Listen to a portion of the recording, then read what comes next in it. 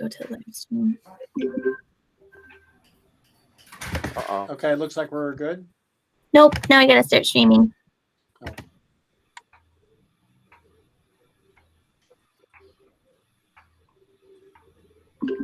Okay, go ahead. Okay, I'd like to call the Conservation Advisory Committee to order. Let's take roll call and go around and introduce ourselves. Gard Strayer, the chair.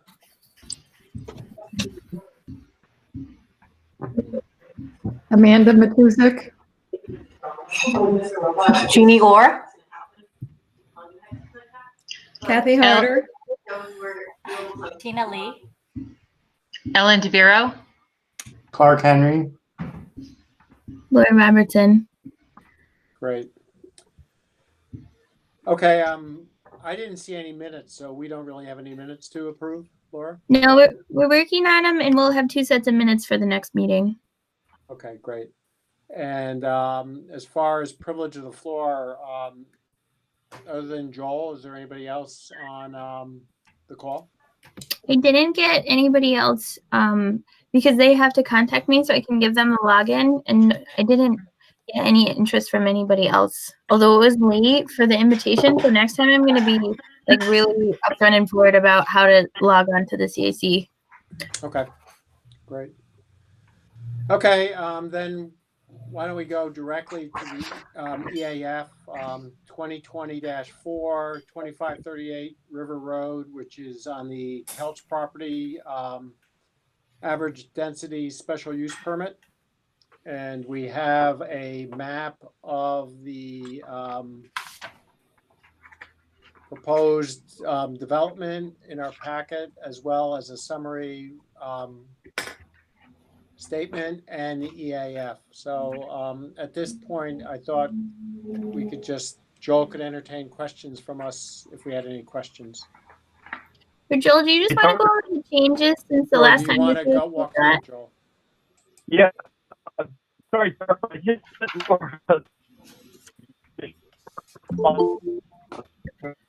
Wait, Joel, Yeah. I'm not hearing Joel. Can you guys understand what he's saying? No. It's breaking No, up. It's breaking up a lot. Yeah. Yeah, I can't really hear. Laura, can you hear me now? Oh, that's much better. Much better. Yeah, that's great. Okay, sorry. Hey, I sent you the revised layout maybe about 10, 15 minutes ago based on comments from Creighton Manning traffic study. Yeah, I can bring it up for the screen if you want to just talk about the changes. Do you want me to bring it up like I've done that before? That'd be fantastic if you could do that. Oh, let me get it.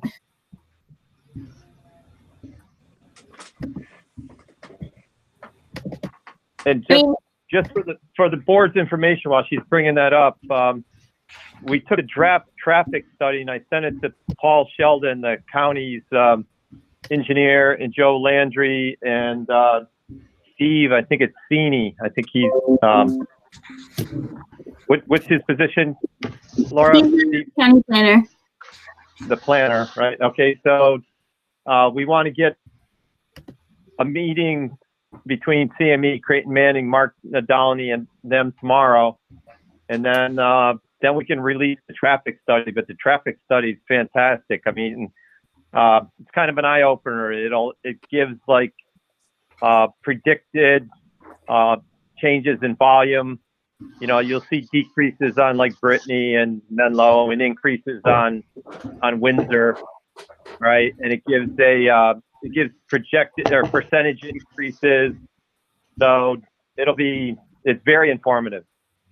But it could be highly politicized too. All right. So, We just need the data. So the data is the most important thing right now. exactly. And the data will speak for itself, you know.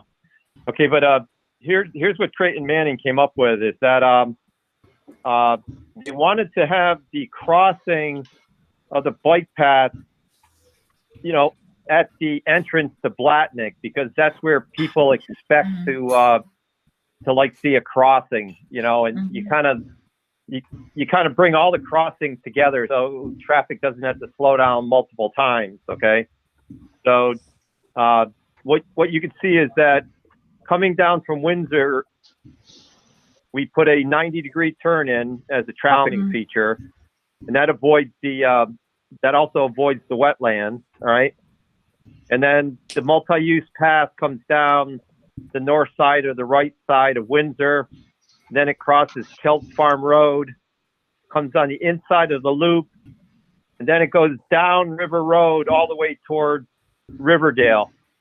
All right, and you can see it crosses right at the entrance to Blatnick.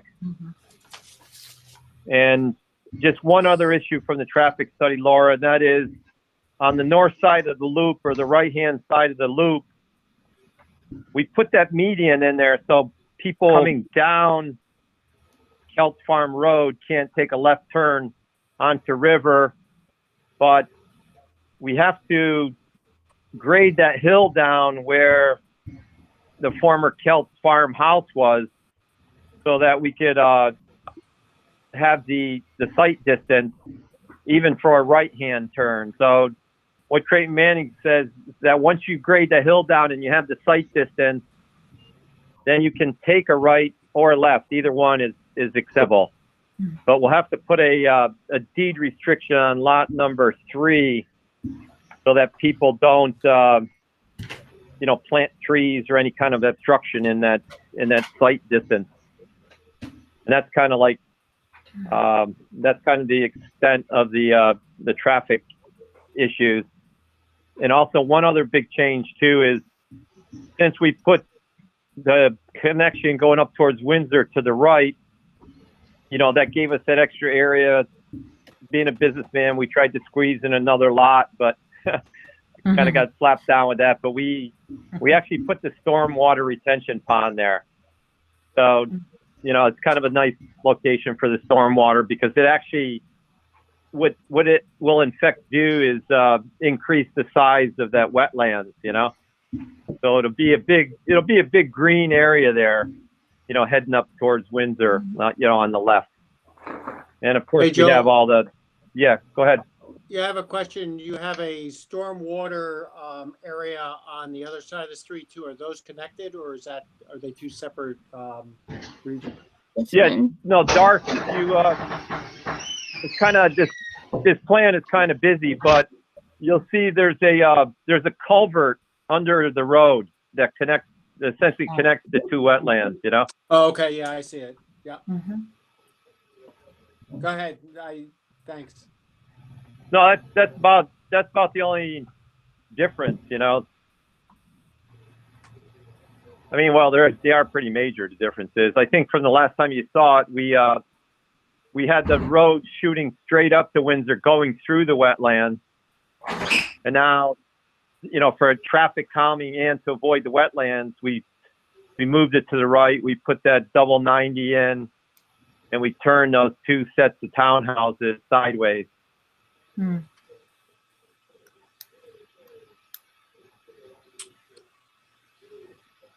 As far as the bike path now, does the bike path basically go all the way along River Road between the two outlets of the Kelts Farm Road? Yeah, you can see let's follow it all the way down from Windsor. So looking at the map, it's on the right-hand side of the road coming down Windsor. And there, when Windsor hits Kelts Farm Road, you can see it crosses across Kelts Farm Road, and it's on the inside of the loop then.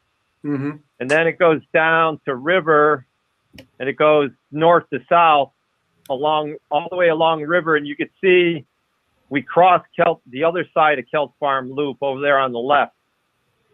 But, the major traffic that's coming down, from Windsor going into Blatnick won't really use that crossing. You know what I mean? That crossing is really just for the service to people that go into Riverdale, go to Riverdale, Yep.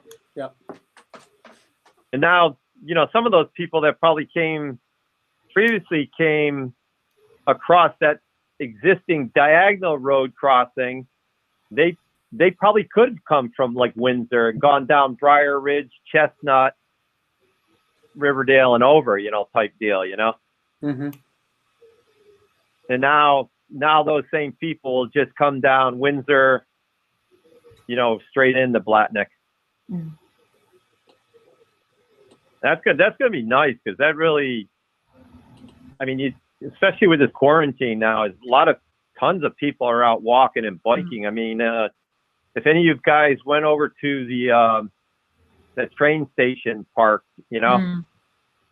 the people are parking on the grass in the road. I mean, there is no social distancing at that Lions Park. I mean, it's Mm.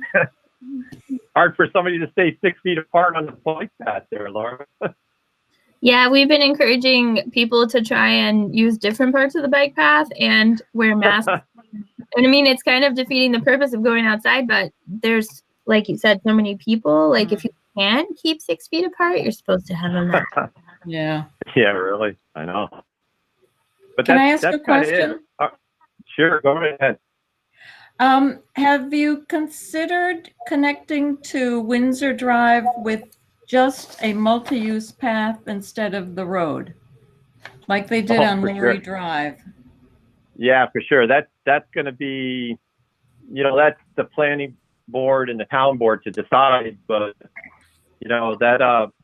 that can easily be done with this model. And Yeah. like you also have the option of, like stubbing, Windsor Drive, for a future connection, or you could put a safety gate in for the fire department. But Yeah.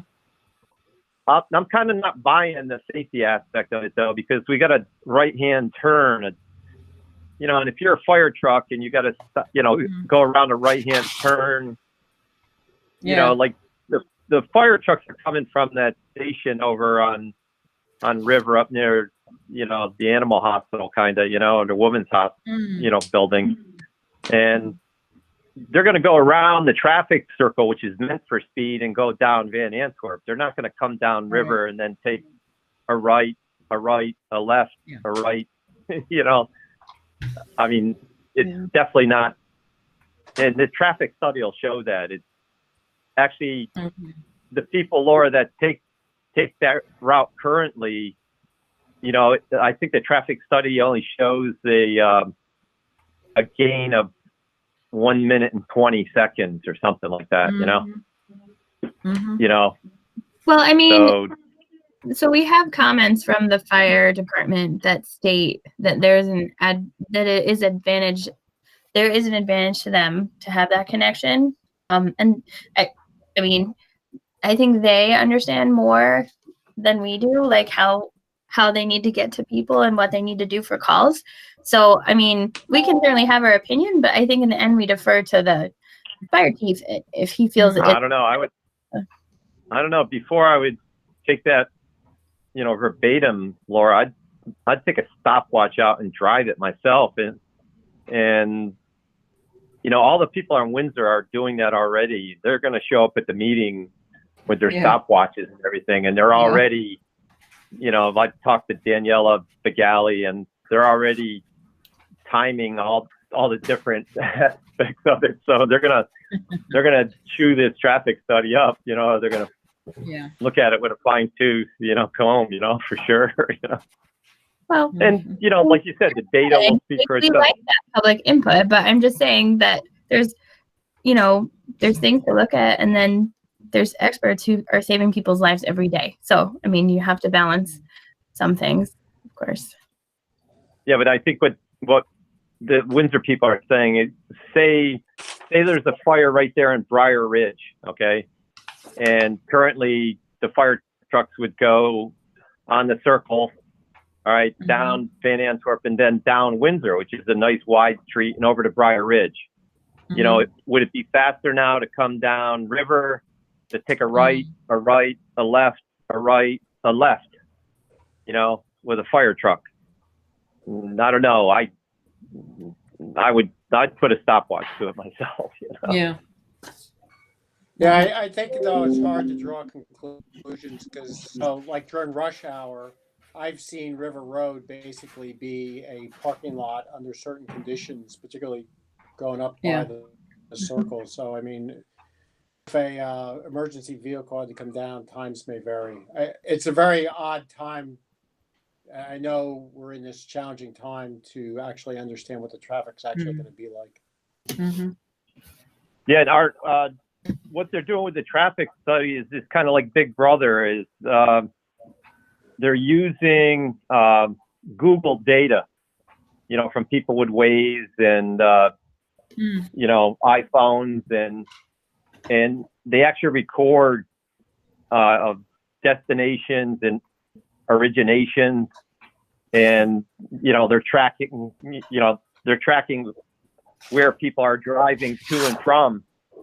Yeah. So it's pretty sophisticated. The old data taking of just put a pressure switch out there and getting a speed and a count, Right.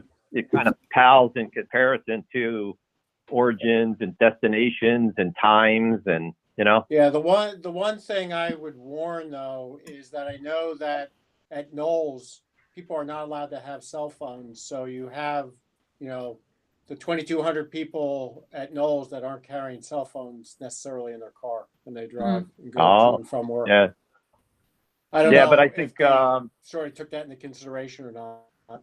yeah, what they did, because we actually had the pressure switches out on River Road, so Yeah, good. we're kind of cross-referencing the Google data with the actual hard count. And we did the hard counts like last week for a week, all right? But they also have hard counts from 2019 and 2015. And, we're sharing that data that they used for the circle at River Road and Rosendale Road too. So, a lot of that traffic that you're talking about with the standstill traffic is being addressed with the circle. So they did a hard count in 2019 when they were doing the traffic study for the county. That's it. Because Yeah, the I think that's now, like Dart was just telling me, I mean, 1 of every 4 people are working at any given time at Knowles. So you're not going to catch the Knowles traffic now. only 1 of 4, you said? Oh, yeah, definitely not. Yeah, definitely not now. Yeah. But I think what this shows, though, is that the traffic study will show is that, I don't want to preempt it, but I think it shows that most of the origins and destinations are the high school, from 7 to 8 and 3 to 4 or something like that, but you will get a volume increase probably throughout the whole day, with the Knowles and the GE traffic. Well, But those are also times. Yeah. So can I just ask Zaro- something? Sure, go right ahead. So this is Ellen. So I think that as far as the fire and the safety, I'll leave that to the specialist. But I was thinking more along the community lines, because I know that when they extended and they added that add-on that put Fox, when they did the Fox Hollow. Let me see, I'm trying to say Fox Hollow, whatever that add-in was, is that the rate, it's the speed at which people, even in your own neighborhoods, drove, that was the issue. Oh, yeah. Because that's straight ahead from Fox, like when you come out on Fox Hollow to make a left, they drive that right now where they have that, thank you for only going 30, Yep. That is so I think that would be my biggest concern, is just the local traffic zipping through there. And I'm just wondering too, because that also, about, how people would try to avoid, obviously, Balltown Road, Ellen, I totally agree with you. I actually drove that today, and that's Brittany, right, Laura? Yeah. Brittany to Fox Hollow is a straight shot. Yeah. And I kind of suggested to the Windsor Drive Neighborhood Association, which is forming now, that they should consider the boulevard and planting trees between the bike path and the side of the road. And I purposely drove it today to look at that, And Yeah. Laura, they're all kind of like downplaying that, you know what I mean? And, and it kind of bothers me that they would downplay that. They're just playing up the angle that their property values are going to decrease by 30%. And I said, to me, a boulevard and nice trees would make your houses more appealing.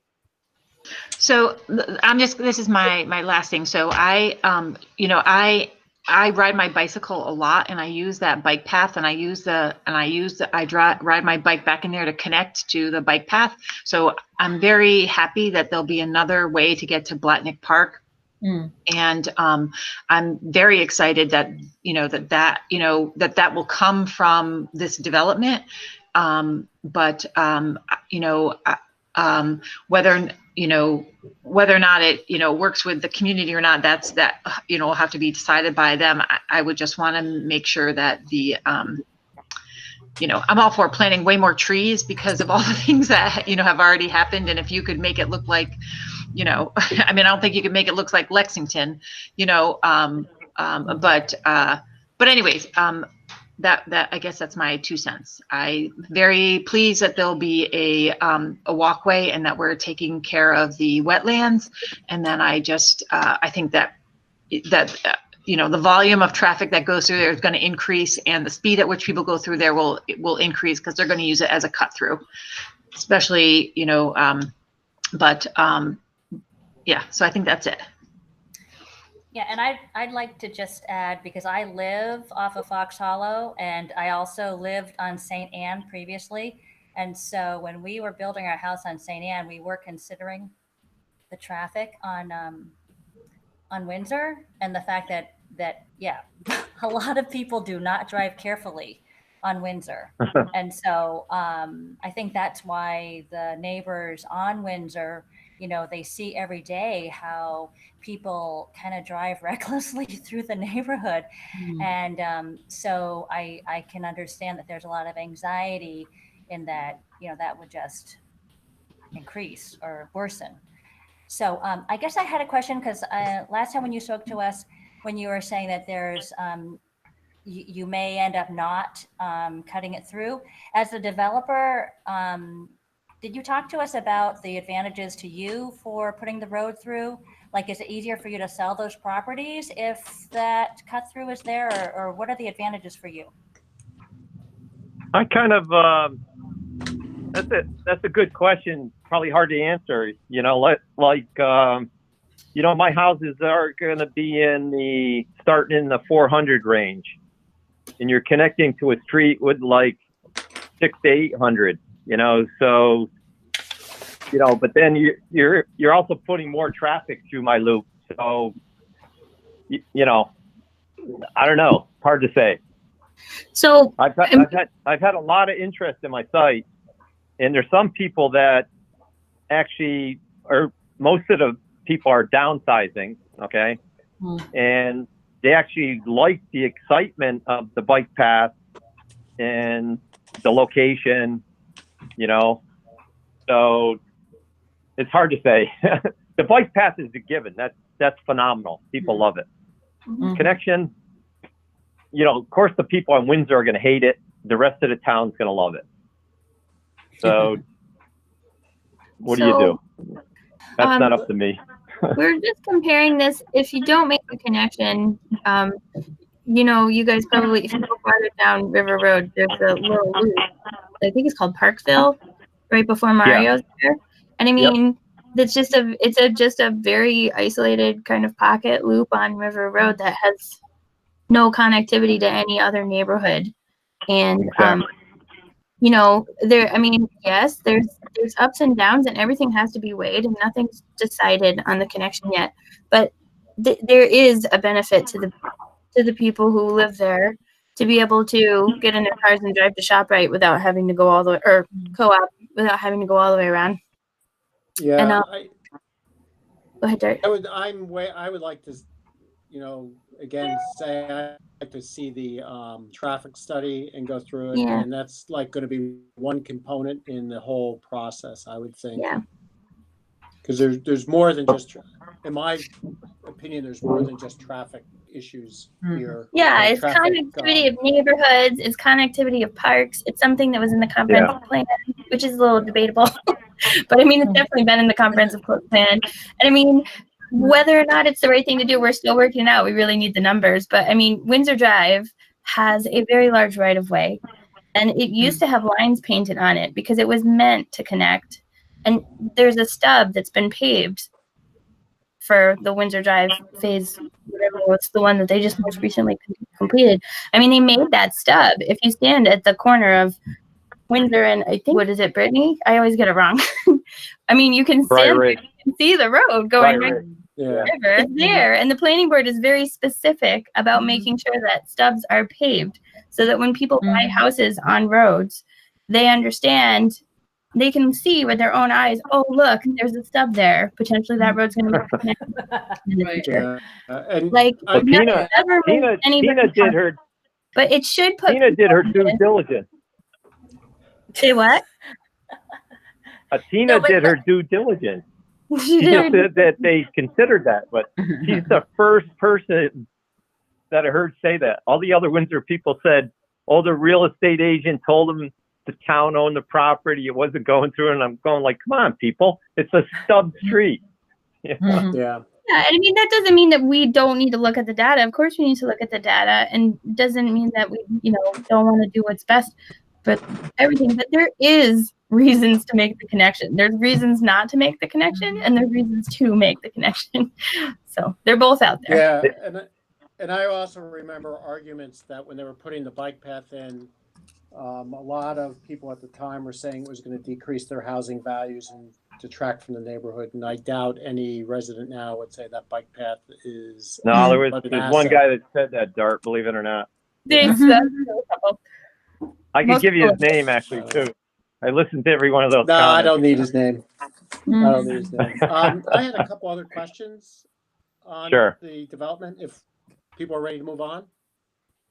Well, I just wanted to ask, what is the status of the traffic study? Like, is it still, No, in it's in progress? draft form, and I just have to get the buy-in from the county because we are attached into a county road. So, I really can't present it to the public in the town without getting the county's buy-in first.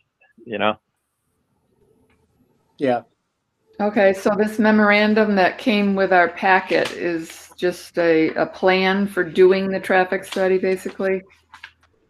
Yes, that's the plot plan for the development, which the traffic study is based on. Correct.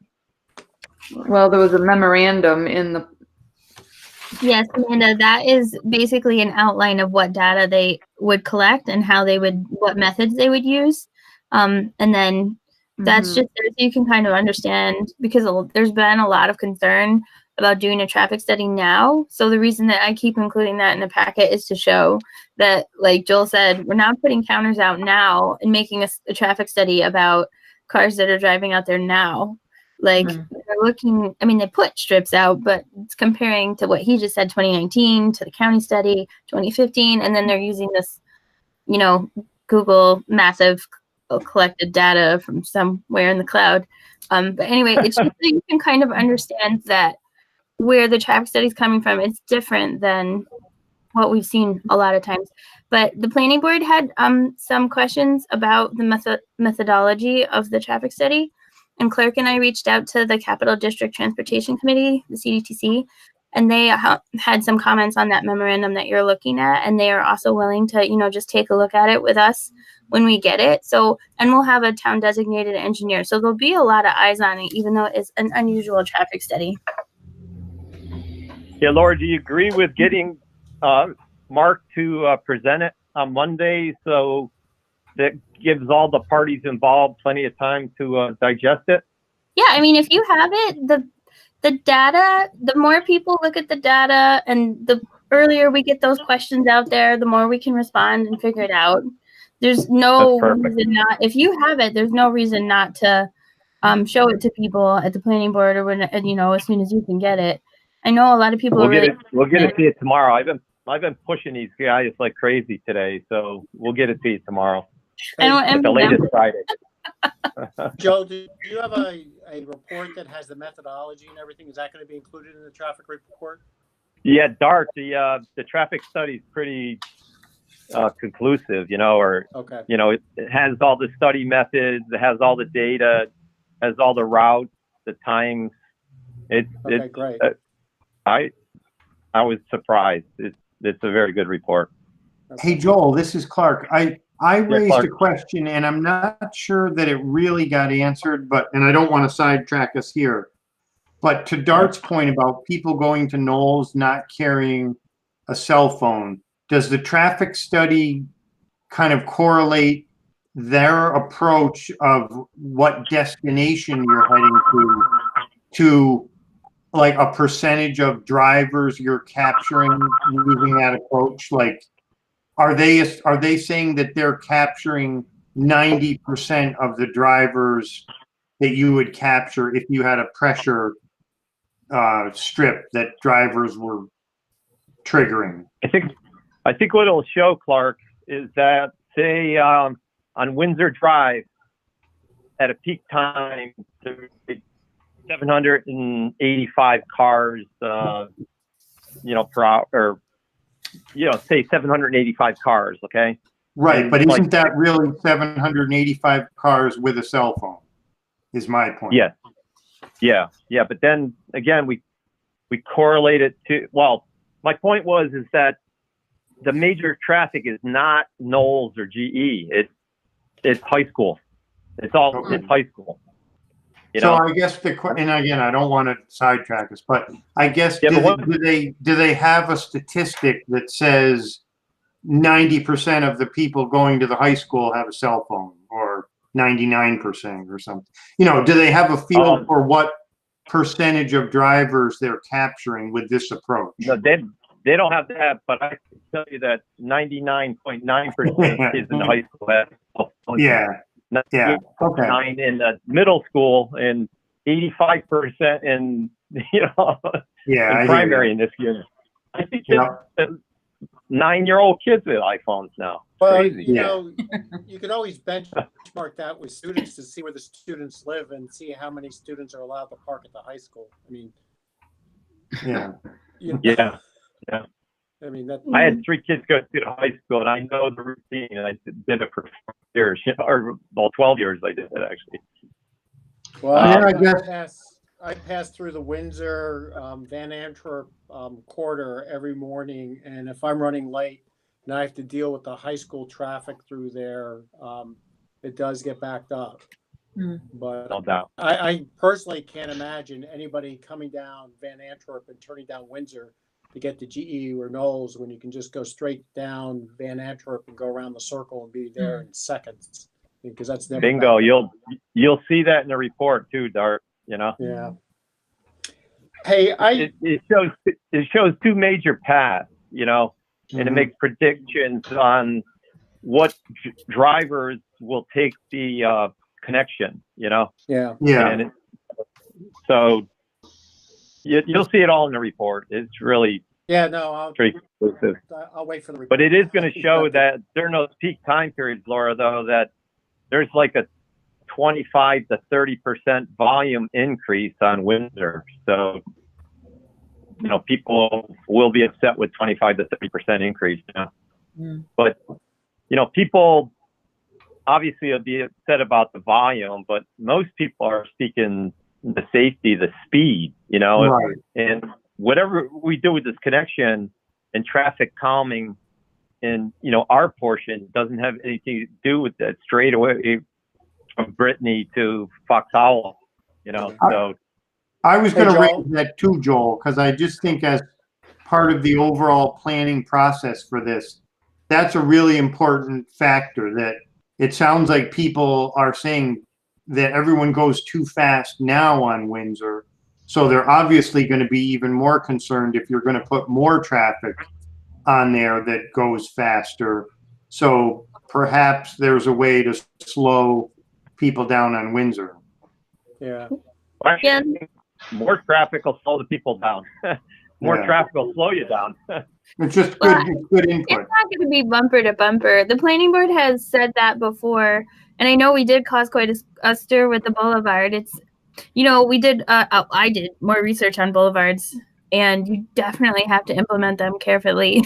They're not always traffic. Narrowing the visual corridor is proven to be traffic calming, but boulevards can be tricky.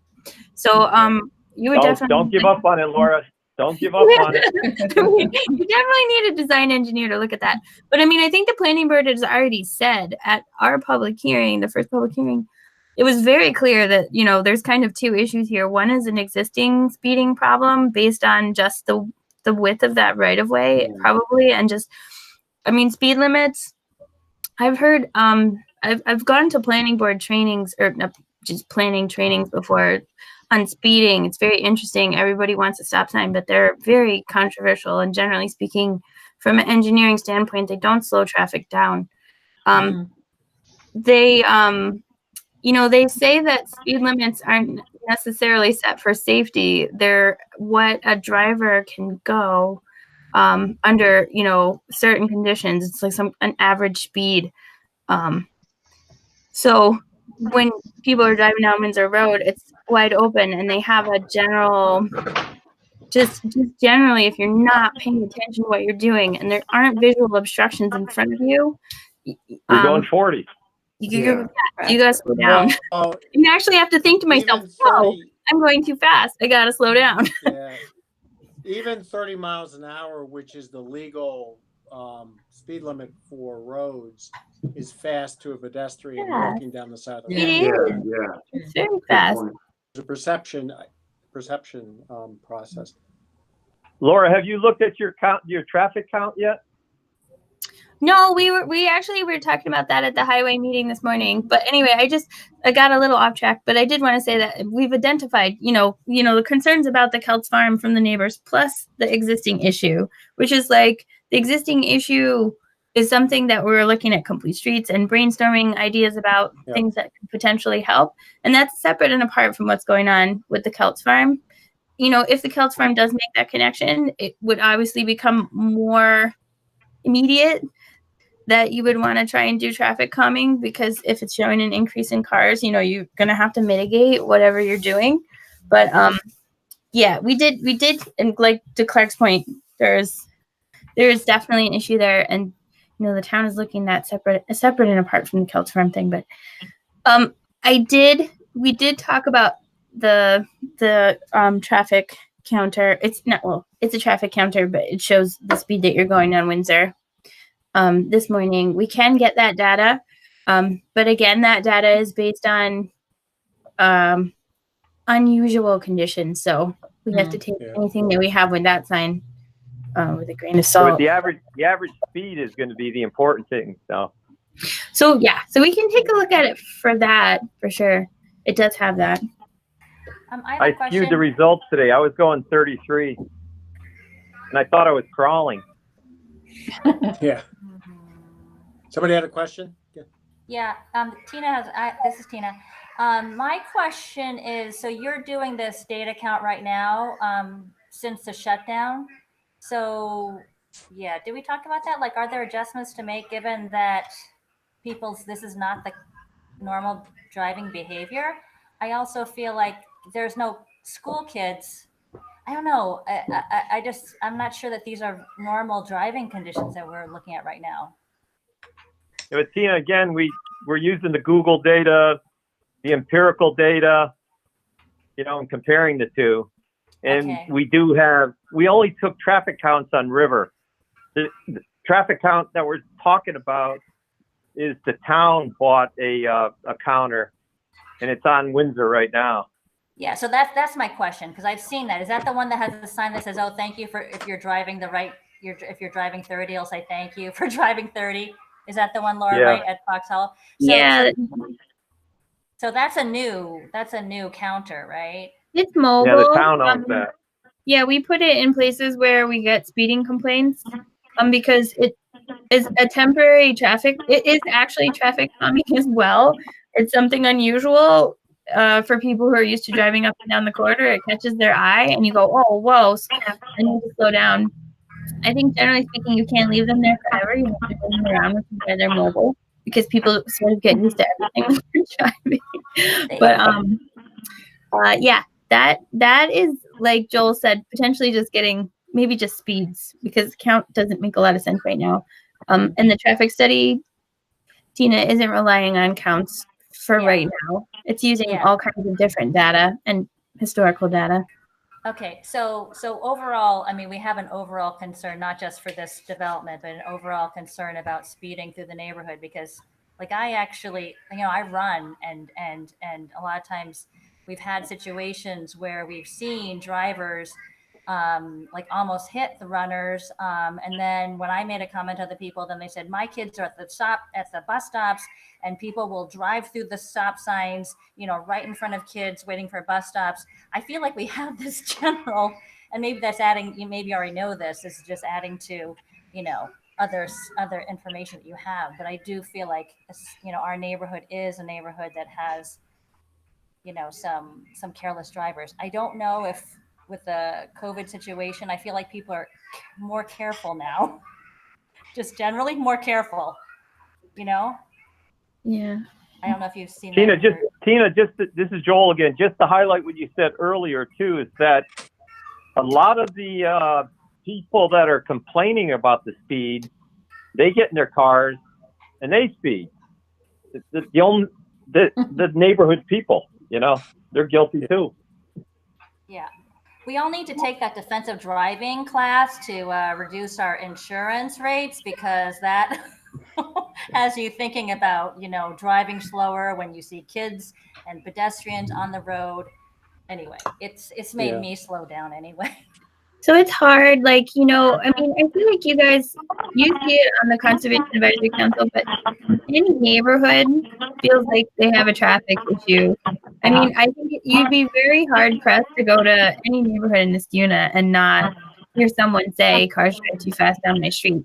Like Old Niskuna, the roads parallel Balltown Road, and anything that as anything along Balltown Road or anything, like, we hear from the residents all the time, like, please, like, why are so many people driving down our street so fast? Like, and those are pretty narrow streets with cars parked along them sometimes. And you have, St. David's Lane. I mean, I think you'd be hard pressed, Avon Crest Boulevard, to find somewhere in Niskuna where, except for maybe like random cul-de-sacs off of, side streets where people feel like it's a universal problem. Yeah, we've had Hello? neighbors Hey, Lily. complain about speed I'll on look our- at it later, okay? Thank you. All right. My dad is over there laughing. Yeah. So, do we have any more questions for Joel about the traffic at all, or should we move on to other questions? I want to make sure all our questions are answered though on it.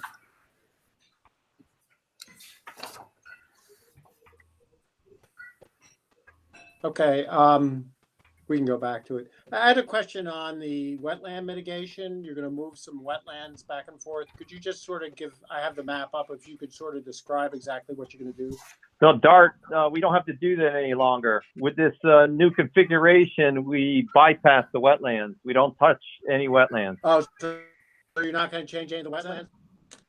We literally don't touch any wetlands anywhere. Okay, good. Excellent.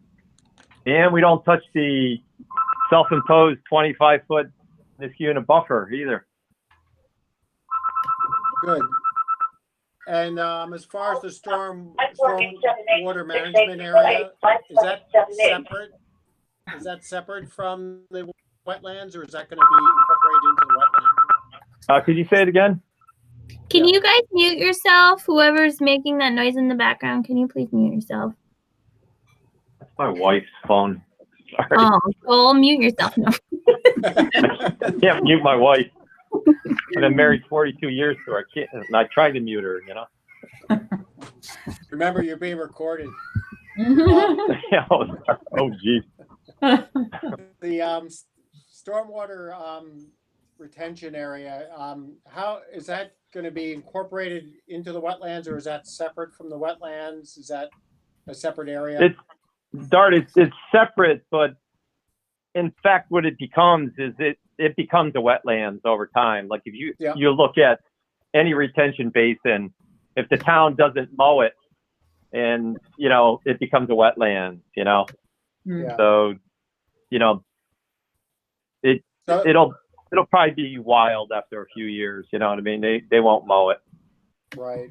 So the stormwater retention is basically going to meet the requirements. You're not taking any credit for the existing wetlands on that. That's correct. Okay, good. I just had one other question. You had on your EAF, I couldn't read the entry, but it was section D1, B point B, I believe, and it was total acreage to be disturbed. It was you had something written there. I just couldn't read it. Those were kind of swags. What I was doing is Those are swags. I wasn't. well, they were not really swags. They were more like intelligent guesstimates. Oh no, I just can't read it. I just can't read the number you put there. Well, basically what I did is if you take the lot area, say, of each house, okay? Yeah. And you add up those 24 areas, you could say that that's the area that's being disturbed along with the area of the road. Okay. And that original EAF didn't include the connection to Windsor, so that's why I said at the time it was a guesstimate. Like what we'll do with the final plan is that we'll take, say, we don't touch anything in the buffer areas, all right? But then we'll Right. put a tree line like 25 feet behind these houses, all right, on the map. All right, and then my surveyor will go out and he will flag that tree line. All right. And then what happens is then my excavator comes in and he cuts all the trees up to that tree line. Because we can't possibly get the topography of the new road, and that's it. And say, we can leave that one tree because it's a nice tree and it's going to be between these two houses. At that time, you can't do that. So you actually put a tree line in, and you keep as many trees as possible, and then you clear cut that.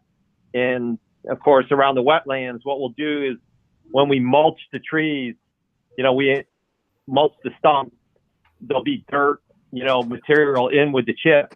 And those chips we use as a buffer around the whole wetland. So they eventually mulch into the ground, but during construction, they're the SWIP barrier. Okay, I see. So we're going to keep all the trees in the green space then where they're available and stuff outside the lot. Yeah, without a doubt, because that is the buffer. Nothing gets touched in a buffer. Yeah. Okay. Hey, Laura, can we talk about that in the CAC? I mean, their opinion on who the buffer should belong to in the end?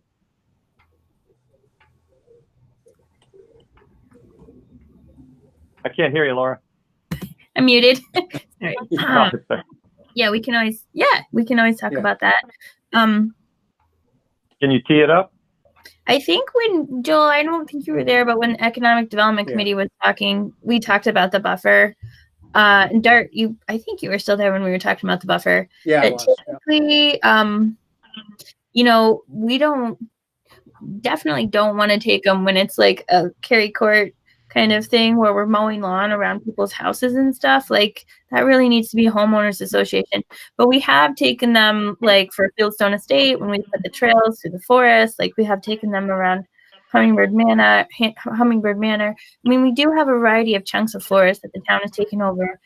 The only issue is sometimes trees fall out of those forests onto people's properties and it causes some additional work for the town. But if it's not like annual maintenance, and I think, Dirk, was your opinion that you wanted the town to own it? Somebody had a pretty strong opinion. I was the one that brought that up in the meeting, and I felt that the town should take ownership of the property, providing, there wasn't an annual cost to the town. And I think it's important because it provides control over the wooded areas to ensure that they're maintained and not, The creek. Hey, Laura, doesn't- can we set up a walk? Sure. For planning board or for CAC or for tree council or all of the above? Everybody that wants to put a pair of boots on, because like what you'll see, Dart, is, and you're welcome to go. You have my permission to walk it. Anybody on Okay. this board, okay? Yeah, no. There's I'll a do temp. that. There's a temporary construction entrance over on the south side, which almost, is just a little north of that loop on the left, okay? And Okay. if you walk back in there, the previous owner logged it and made a mess, Yeah, So, I saw that. Yeah. I'm going to go in there and, dig up all those stumps, mulch them, mulch all the trees that were there, clean it up, okay? And I can even clean up brush. And then if you look at the topography, it's kind of a steep hill in the back, and it's all wooded. Yeah. And that would be perfect to leave as is. You know what I mean? And Just- we'll clean it. We'll clean it up, Yeah. so the town doesn't have to clean it up, Laura. But I say we clean it up, and the town takes it. You know what I mean? And they could put paths through there really easily. Or a path. Well, not so easy because you got the wetlands on one end, and Yeah, it's you got. probably not. Sorry. It'll probably be just forever wild. Yeah, it's probably not suitable Yeah, for a that's fine. public trail. It's probably just a chunk of habitat that, gives people hopefully some peace. Yeah. Undeveloped wooded land is a benefit to the town, I would say. I just had a question where the previous owner clear cut the property, or took Yep. some of the trees out. Where is that in relationship to the development I'm looking at now? What lots would that be? Well, if you look at that wetlands that's in the center of the loop, Dart, Yeah. Hmm. okay, go maybe when you go in that temporary construction entrance that I have there. That construction entrance is probably where the house for lot number 19 is. Oh, okay. Yeah. Okay. And you can Okay. see the blue flags that delineate the wetlands. So go 25 feet from that, and that's the Niskayuna buffer line on this map, right? Yeah. And then you'll see that construction entrance. So the forested land is probably right about where the current diagonal bike path crossing is. Okay. Okay. All right. So if you look in the woods there, that's the woods that would remain, Okay, that's helpful. Thanks. That's exactly where it is, actually, just if you walk straight back in there, and you can see all the people's the back of their backyard. Mhm. That's where you are. Okay. Okay, great. Thanks. Did anybody else have any other questions for Joel while we have him on the line? So on the wetlands, Joel, your EAF indicates that you would be disturbing them. Obviously, there's been changes to the plan since you submitted the EAF. Yeah. When you get Yeah. closer to like a final plan, you're going to need to, resubmit the Revise EAF that. updated Okay. things. Clark, can you take note of that and bug me?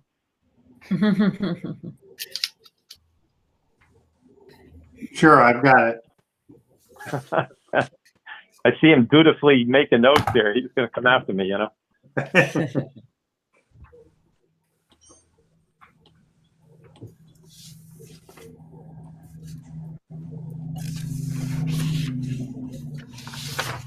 So Do we have any more Mm. questions or?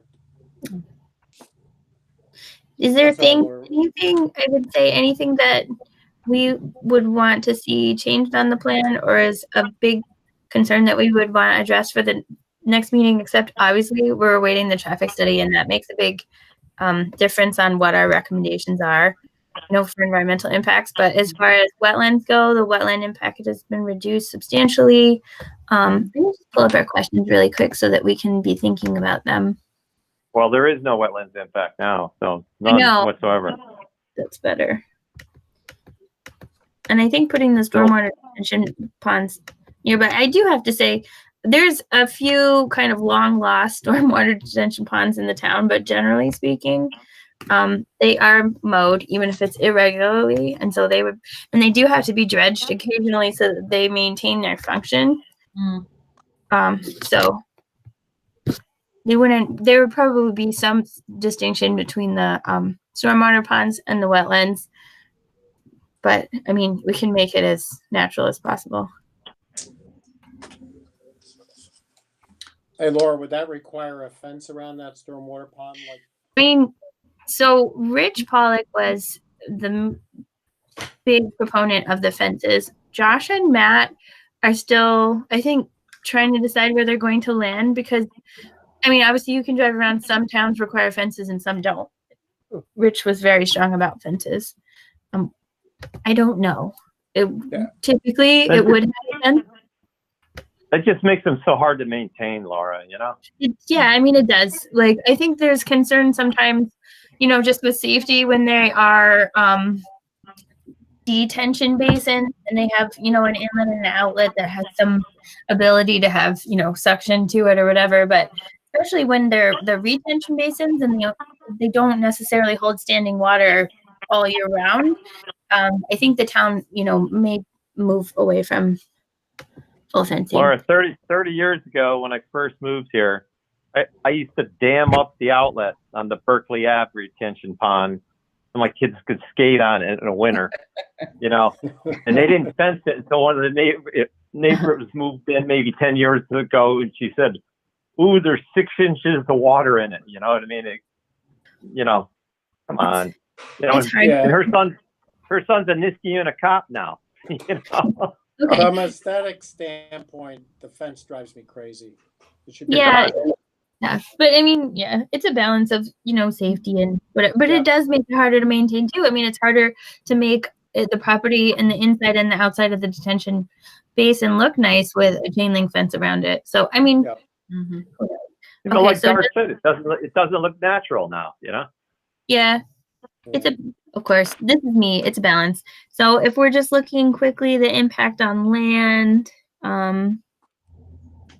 Hey, Laura, maybe beautiful. Maybe this is a dumb question, but when we were going to bring the multi-use path across the wetlands, we wanted it to be a really permanent, not a raised timber path. Is the multi-use path now going to be asphalt, or are there any other options, or will that just be a paved path?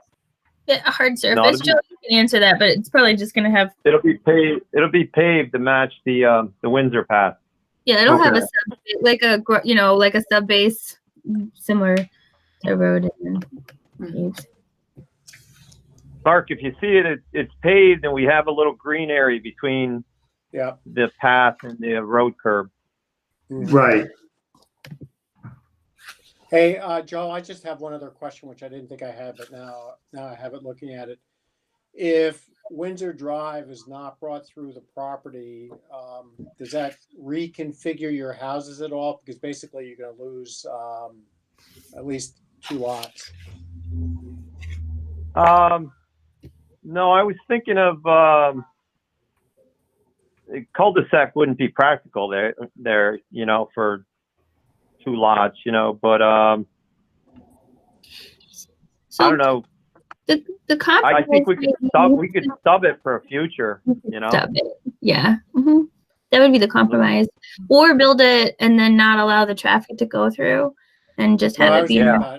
Access to lot 9 and 8. Yeah, that would be kind of tough there. Yeah, you're right. We could do something like we could put those 2 lots start back where the stormwater area is, okay?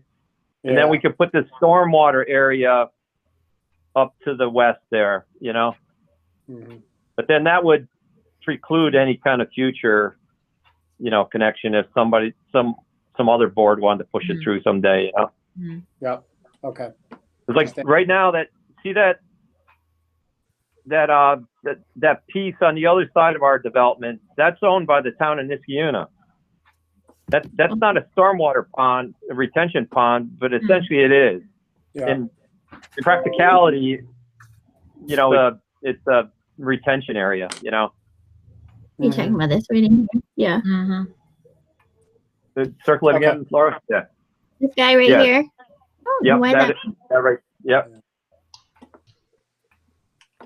So you Yeah, could move. so So you're saying you could move lots 9 and 8 over to here, back there. and Yeah. flop the stormwater management over to here, and then you could potentially like maybe half cul-de-sac the road there, and then pull No, the I wouldn't call this that guy. I would just Just put the bike path through, you know, yeah, just put the bike path through. just the you- bike path. You need some kind of turnaround, maybe even like a T or something for like garbage trucks that we're picking up for these houses. But I mean, yeah, there's flexibility there. Oh, I would turn all 4 of those townhouses. You know, I'd turn Yeah. lots 7 and 6 and 7 to face Kelts also. 6, 7, 8, and 9 would all face Kelts, and just the bike path would go through. And then we move that stormwater up top. Mm. Okay. But then there wouldn't be much there would be no future hope of putting the road through. You know? But I mean, the other thing you could do if you wanted to leave the configuration to be built Just stub it, yeah. for some reason, is that you could move 9 and 8 to here facing Windsor, and then put some kind of a T here. Keep the configuration of the multi-use path exactly, path, yeah. but maybe just not pave or build this part. Yeah, I Yeah. didn't mean to open up a discussion here on this. I mean, it's probably No, it's art. premature to That- discuss this. But- No, it's got to be discussed because the planning board can recommend this arrangement, but then the special use can be denied by the town, you know? Mhm. Yeah, you want to The look at town all the options, and we want to see the data. Yeah, I mean, Right. yeah. Laura, I have a anything? question, Dart. Yep, I have a question. I just came to mind. As it's configured now on that part that is going to possibly connect with Windsor Drive, what is there going to be any like traffic calming measures taken on that part? Yeah, or there's is going to be a stop sign. Sure. There's going to be a stop sign at that 90-degree turn. And then once they make the turn, it's probably too short for them to really get going fast to the. No, they can gun it then. They can gun it. That's an existing problem with Windsor that we're discussing. I mean, he's not changing the configuration of Windsor from Brittany to No, but I There's no mean, stop sign at Briar Ridge. Is there, Laura? the part that Is there a connects stop sign at Briar Ridge? it's the part that connects the stub to Kelts Farm Road. What's that? The part that connects the stub to Kelts Farm Road, like where lots 8 and 9 and 6 and 7 are, that part of the Yeah. road.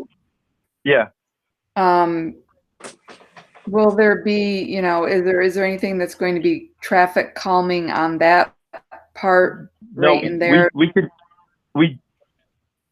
considered that turn is the traffic calming feature in the 90. You know, Mhm. like when you're rounding that turn to the left, you see the right hand 90-degree angle coming up. You know, you're not going to speed up and slam on the brakes at that stop sign. You know, the stormwater area is going to be flat with no trees or anything. So, you know, you could see the turn coming. You know what I mean? You can't speed. You definitely can't speed through there.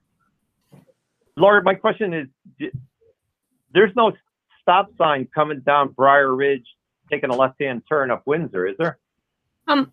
I think only for Briar Ridge. It's not a Windsor Yeah, is that's what I meant. Yeah.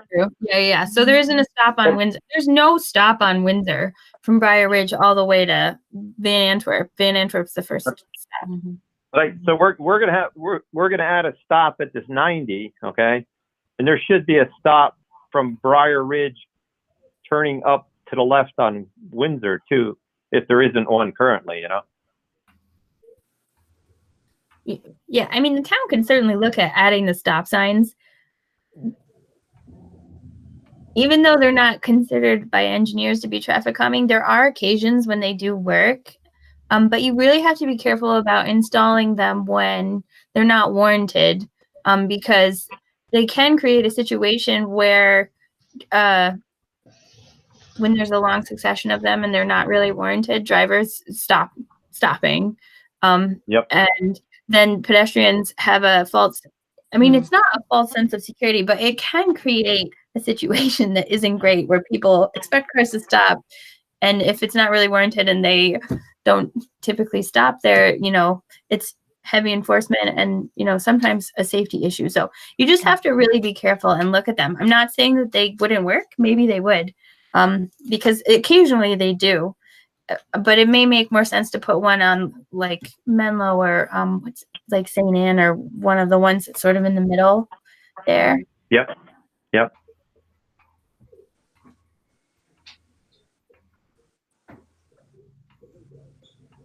Fox Hollow, maybe Fox Hollow. Menlo would be nice because that's right in front of Art Pascarella and Berkeley Davis's house too. Well, I think there's actually a stub. That is almost a four-way, right? Because their driveways actually come off of the stub, I think, which would be better as far as stop signs go. I think like we talked, a three-way stop sign can be problematic too. If it can be a four-way, that's better. I don't think that Yeah. stuff can ever go through though. No, I don't think so either. But it doesn't mean that, you know, the trajectory Yeah, it's of still 4-way. yeah. Although Menlo's pretty close to Van Antwerp. Yeah. I think the main speeding is though between Brittany and Fox Hollow. Or Briar Ridge and Fox Hollow. Past, because it goes Briar Ridge, Brittany, Fox Hollow. Yeah, I think by the time they hit Brittany though, they're cruising, you know.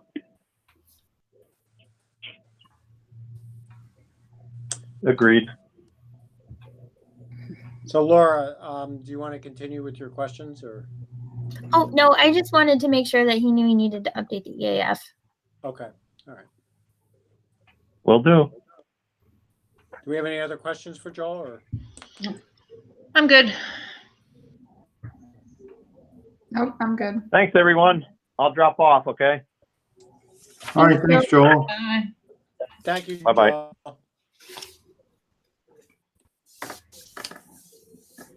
Okay, Laura, I gotta figure out how to hang up off. Do you want me to kick you out? Yeah, can you tell me out? How Yes, come I can. I can't do. I know. Thank you.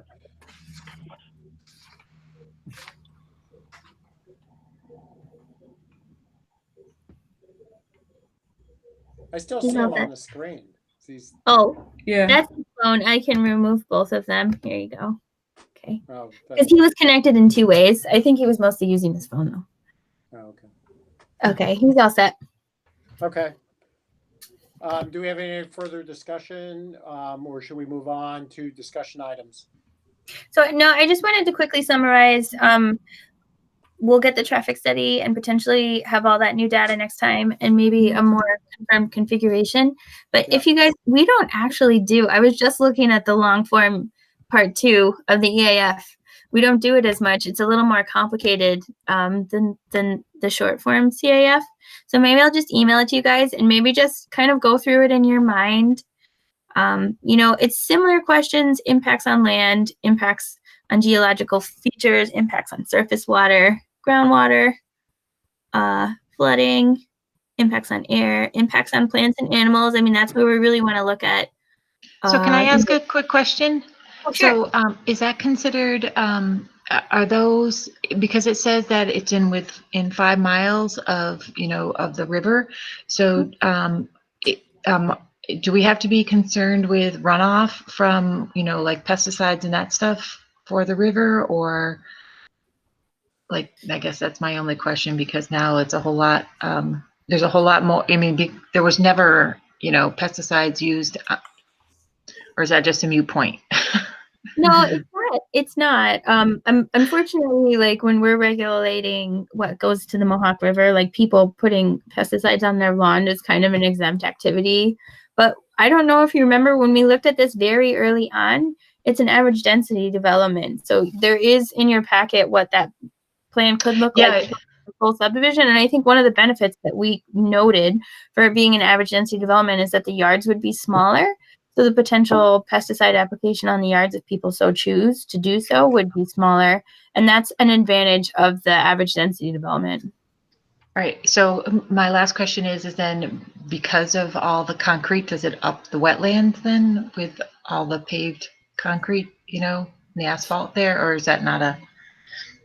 So that is a really important question, but New York State actually has really strict rules on impervious and surfaces that you create.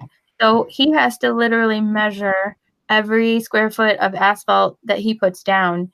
And then that's why he has to create those stormwater detention ponds, because he has to see what water is currently going into that property and what water is currently coming out of that property.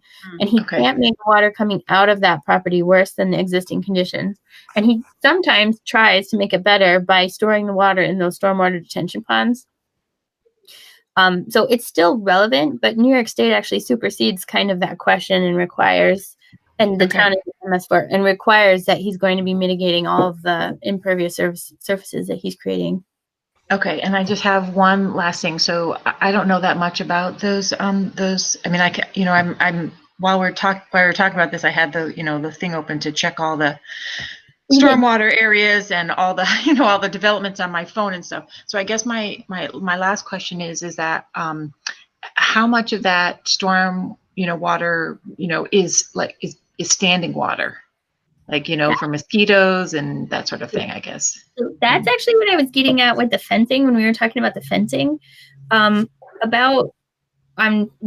just throwing out a number here. So like 5 to 10 years ago, the majority of the stormwater basins that were built were, I'm probably going to get it wrong, but I think it's detention.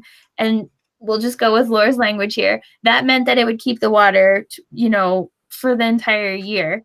It would be a pond. So they would create detention areas that would detain the water, for the entire year, and it would slowly seep out. And a lot of the reason that those were fenced is because of, there's standing water in them all the time, but there are mosquitoes, and people don't always like them, whatever. So I think the more recent trend has been to do the retention. And so, those will have standing water in them during the spring and during heavy rains, but they're meant to hold the water during heavy rainstorm and then slowly release it so that you don't get those huge peaks in the river. But they're really not meant to have a pond. They're 360 days a year. Like they should dry out. And so more typically you're going to see the retention now, and hopefully that takes care of some of the mosquitoes, and they do have to be maintained. But it's actually that would come with the engineering. So, like his engineer is going to look at the impervious surfaces like we just talked about, and then he's going to say, okay, here's the stormwater practices that we have. This is going to be probably 2 retention areas. And then if there's rain gardens, great, green infrastructure, the more green infrastructure that we can put in this project, the better. And that can always be a recommendation from the CAC too. Yeah. A good example of a retention basin is actually ShopRite Plaza. It's right in the front there off Balltown, that grassy area between the gas station and the parking lot there, that area. That's actually a stormwater management feature. Okay. It looks like an open space.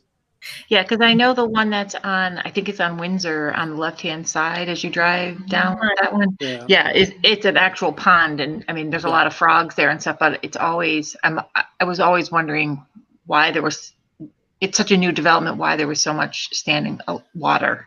That may have been partially because there are so many adjacent wetlands that may not have been even able to do a retention there. Like if you dig into that area, it may just automatically be a pond. And that's something that the engineers would have to look at over here as well. That may be the case over there. Like if you can't get the soils, to retain, or if you're putting in a depression and the groundwater is very high, then you're probably not going to be able to do retention. You might have to do a pond. Okay. Yeah, All right. actually, when they were building that development, we used to walk through there at lunch, and there was a lot of wetlands, and there was a lot There's of a lot. running water through Yeah. that property. So, Yeah. There's- Yeah. Okay. All right. Thank you.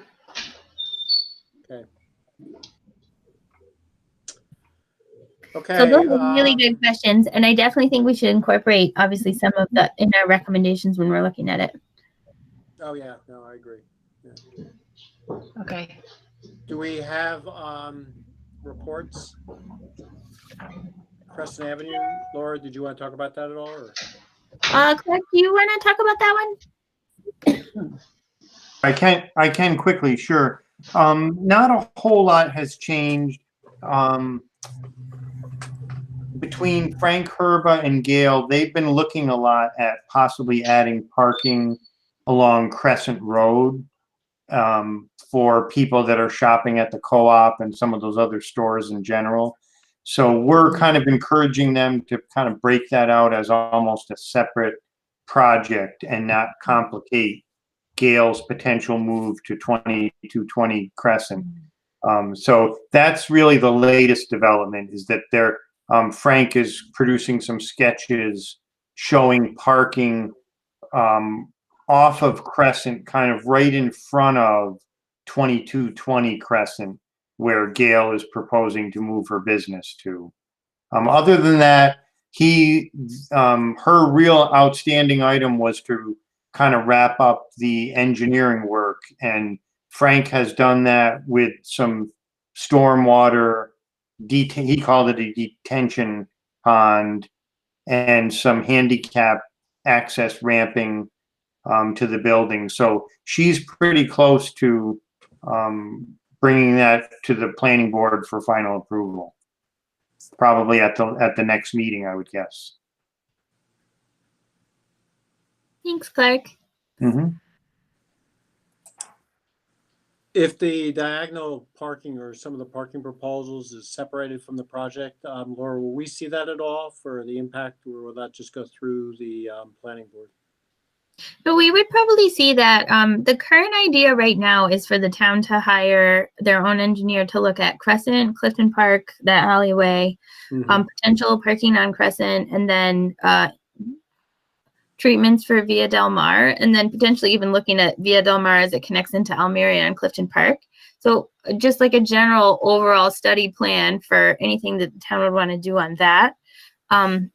And then if they were to pick an alternative, even if it's town board as lead agency, I would imagine that it would need a seeker determination. So that would probably be run through you guys. If it got run through the planning board, it's a no-brainer. If it gets run to the town board, it would probably be run through you guys. Does that answer your question? Yep. It's still in progress. We're, I think, looking at going out to for the quotes, and then we would do, public outreach with some ideas, pick an idea, and then probably look at the environmental impacts or get recommendations from you guys. I know I just got an email from one of the town board members today saying, like, when we're looking at these, can Complete Streets and CAC and everybody look at it? And I'm like, yep, that's why we have all of our wonderful volunteers, like amazing, amazing brains that you guys all have. So that wouldn't impact Gail's closing on her property. That'd be a totally separate project. Is that right? That's what Clark's working on with them, so that they can be contained and she can move her business and begin to operate. And then if there are other changes that happen there, they can, fold in, but we don't want to be doing things piecemeal. We want to look at it as a quarter and figure out what treatment makes the best sense for the entire neighborhood there. Okay, that sounds good.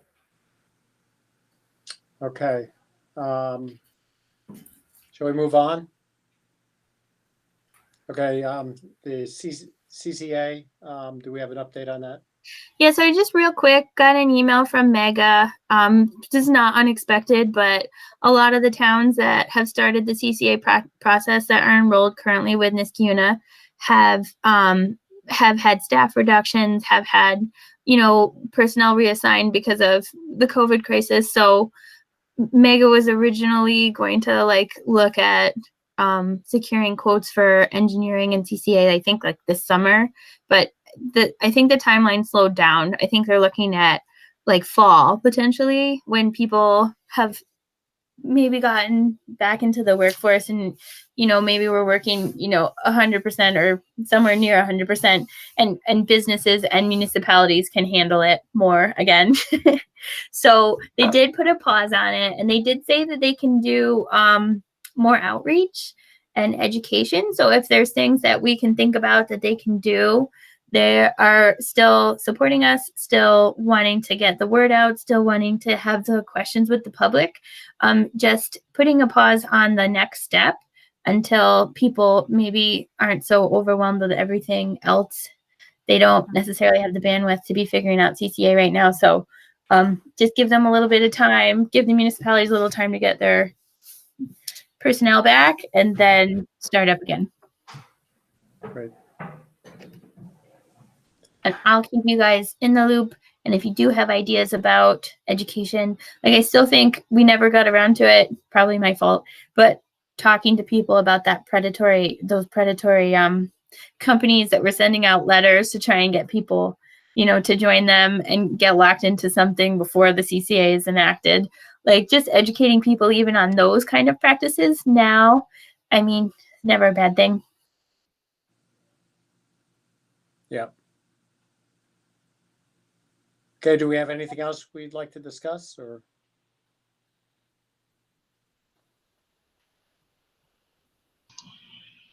Somebody want to make a motion then?